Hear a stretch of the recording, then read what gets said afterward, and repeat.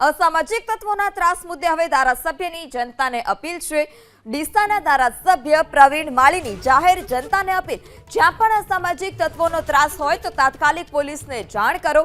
અસામાજિક તત્વોના ત્રાસથી ત્રસ્ત લોકોને સામે આવવા માટે ધારાસભ્યએ અપીલ કરી છે। પોલીસ લુખ્ખા તત્વો સામે હાલમાં કરી રહી છે કડક કાર્યવાહી।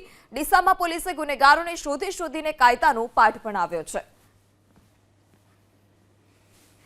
મારે આપના માધ્યમ દ્વારા એ કહેવું છે કે તમને અસામાજિક તત્વો દ્વારા ક્યાંય પણ હેરાનગતિ થઈ હોય, એક્સ્ટ્રોશન થયું હોય, ખંડણી થઈ હોય, અપહરણની ધમકી હોય, વ્યાજખોરોનો ત્રાસ હોય, એવી કોઈ ફરિયાદ તમને મળી હોય તો આપના નજીકના પોલીસ સ્ટેશને વગર ગભરાએ આપ પોતાના પીઆઈનો સંપર્ક કરો।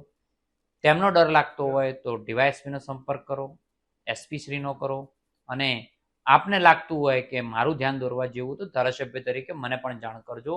પણ ગુજરાતની અંદર અને ડીસાની અંદર અસામાજિક તત્વો નાબૂદ થાય એની પહેલને વધાવી જોઈએ અને આપણે સૌએ આગળ આવવું જોઈએ।